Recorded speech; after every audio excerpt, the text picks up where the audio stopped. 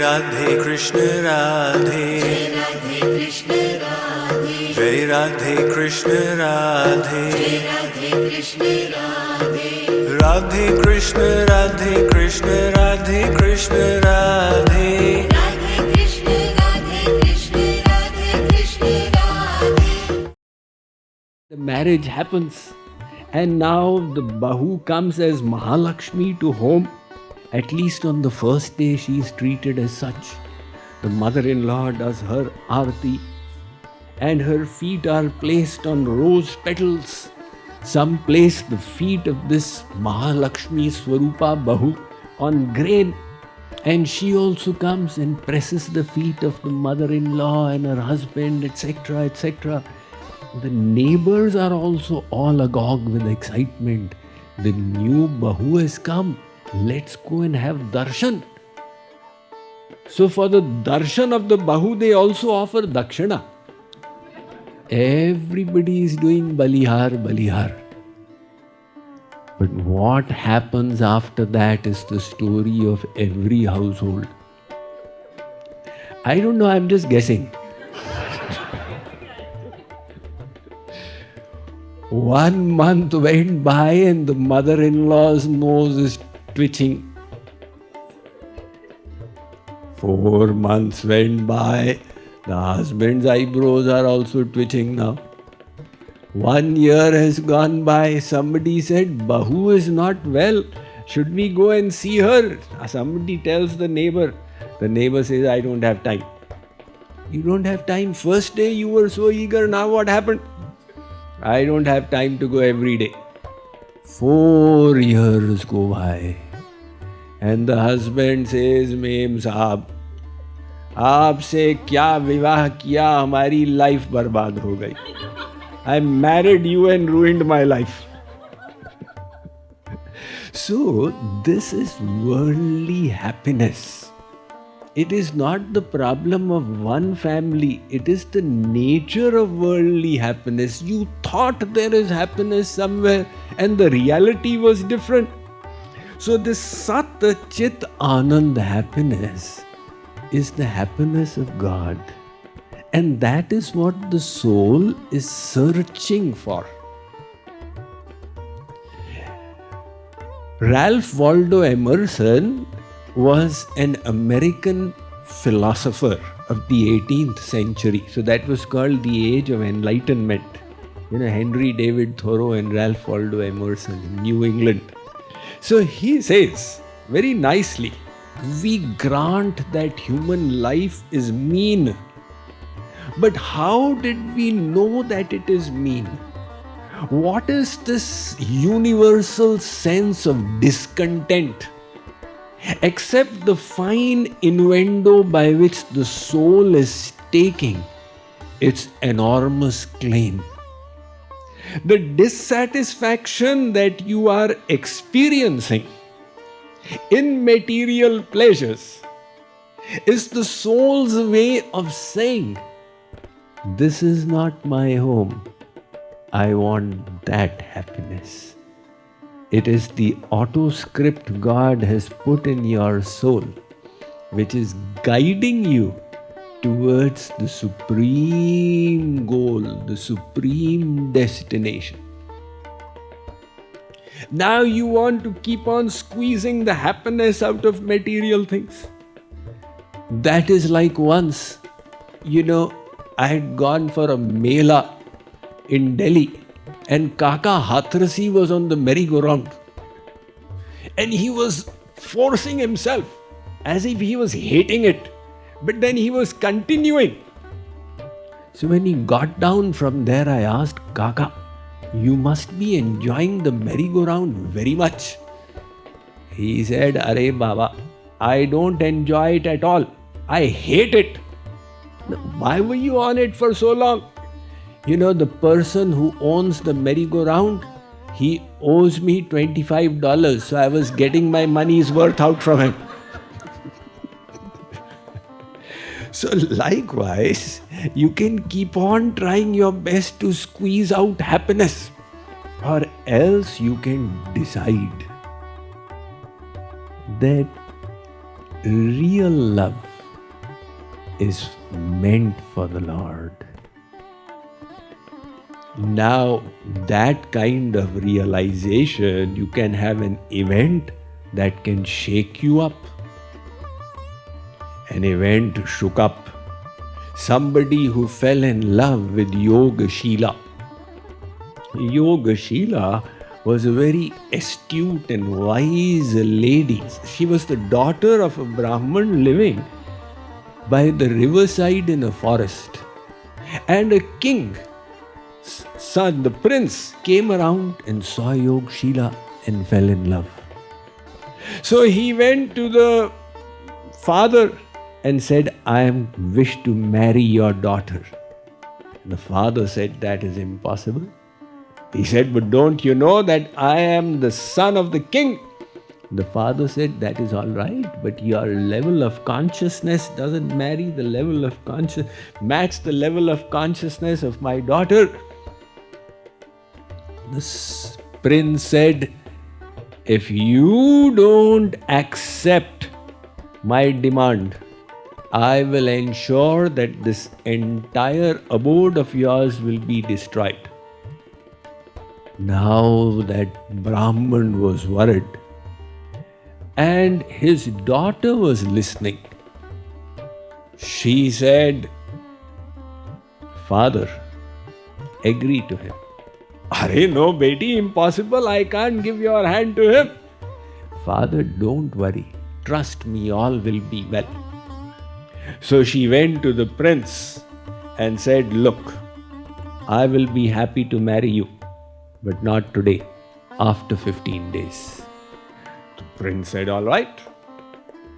He went off for 15 days. He said, okay, I'll wait 15 days, a reasonable wait. And for 15 days, she was taking, because she was expert in yoga, so she was taking laxatives and gathering all the excreta in one vat. And in the second vat, she was gathering all the urine excreted. And the third vat, she was doing kunjal kriya. And all the vomit she was gathering. So the 3 vats had now got reasonable content. And the prince came on the 15th day, he knocked. Yoga-shila opened. And he said, where is that beautiful girl with whom I am supposed to marry? She said, I am the one. You look like a chudel, like a witch. That girl was so beautiful. Yoga-shila said, you wish to see my beauty? Come, I'll show you. The prince said, where are you taking me? She said, I'm taking you to my beauty. And then she showed these 3 vats. The prince had his realization and developed detachment. This is the reality of the world. So now either you can keep on or you have your epiphany moment. Listen to Sri Krishna and understand how will the real happiness of the soul be experienced. So, Sri Krishna said earlier the soul is struggling. Now he's adding little knowledge about the nature of the self. Let's move on.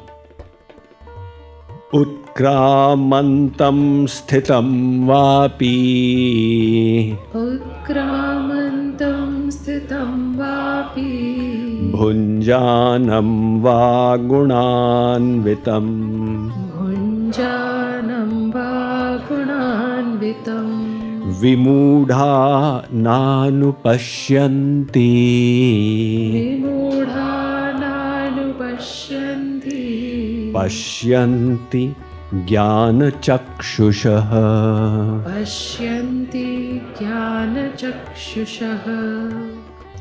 Translation: the ignorant do not perceive the soul as it resides in the body and as it enjoys sense objects, nor do they perceive it when it departs.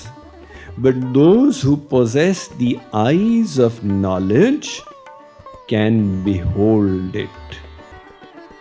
The key to the discussion in the last couple of verses has been self-knowledge.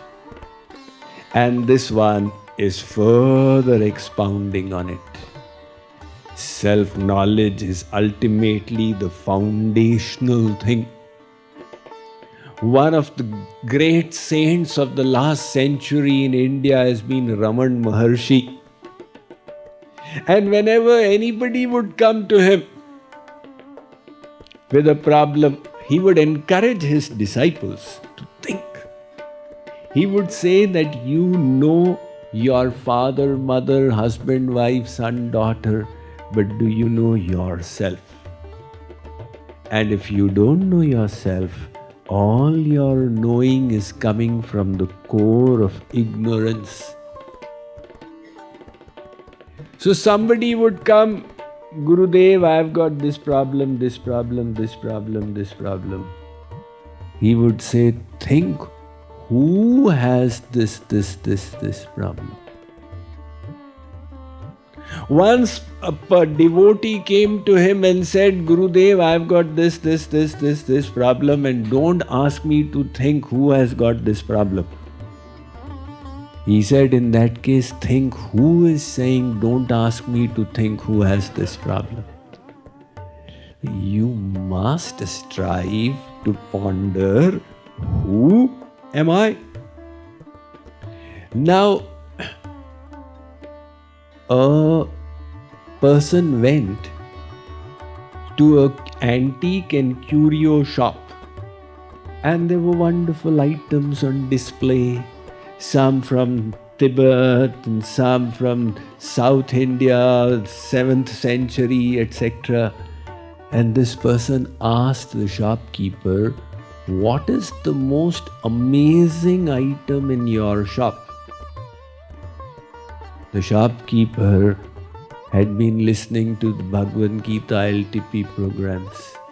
He said, sir, the most amazing entity in this shop is you and me, your soul and my soul. And that is a fact.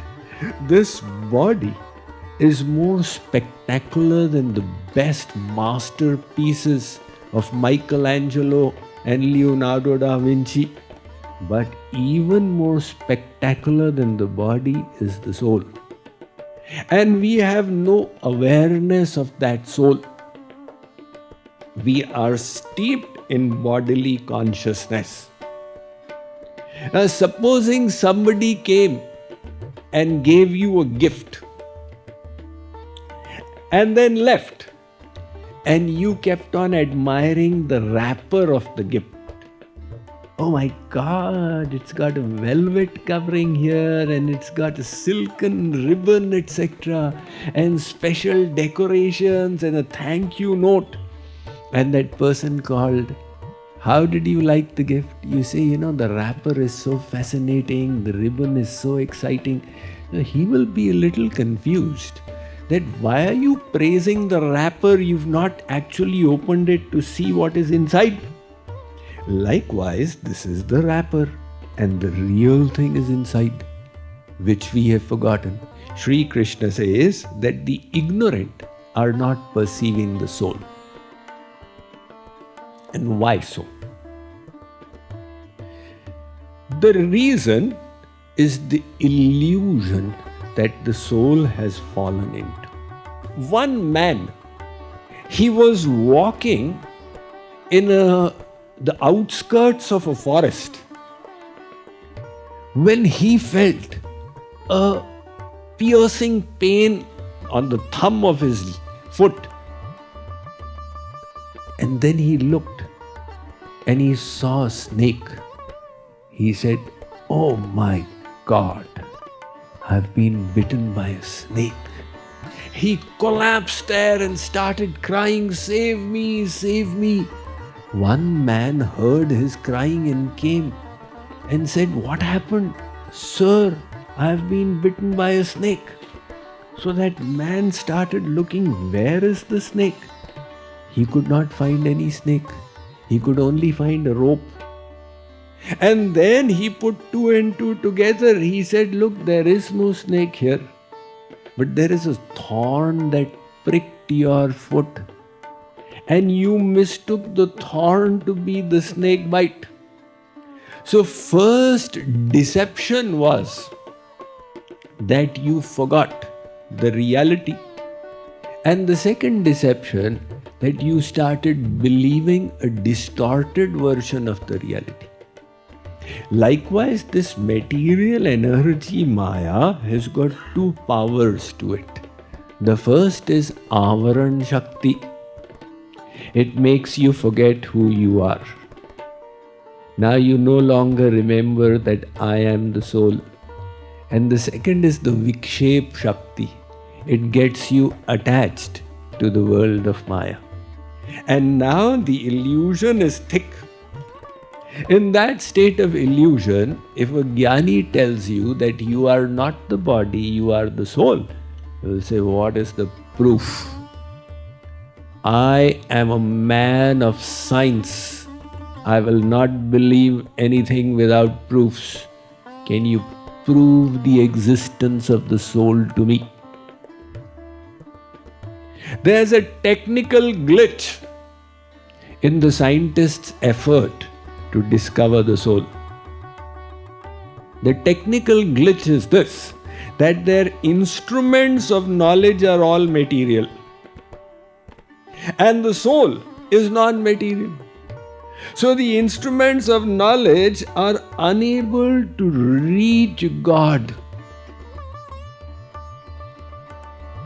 It is just like if I ask you that close your ears and listen to the lecture through your eyes. You will say, Swamiji, impossible. The words are a subject of the ears, and the subject of the eyes is form.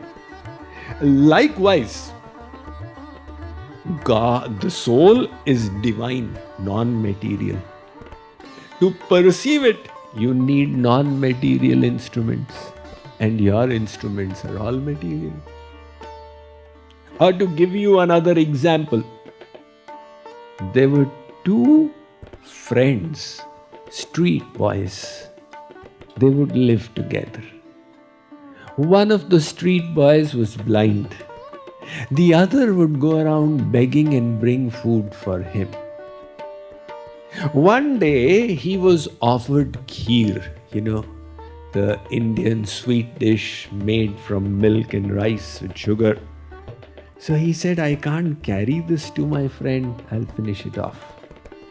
And he went and told his friend, today I got kheer. And the friend said, how does it look like? He said, it is white in color. So the blind friend said, what do you mean by white? And he said, it means not black. So he said, what do you mean by not black? And he's figuring out how to explain to his friend. There was a crane around, he grabbed the crane and he said, look, like this crane. So he felt the crane, he said, Acha, white means it is soft. He said, no, not soft. Come, feel like this. So he felt the beak now and he said, oh, white means crooked. So you got a crooked pudding. How will that blind boy experience whiteness?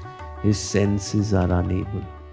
Likewise, the instruments of perception are limited.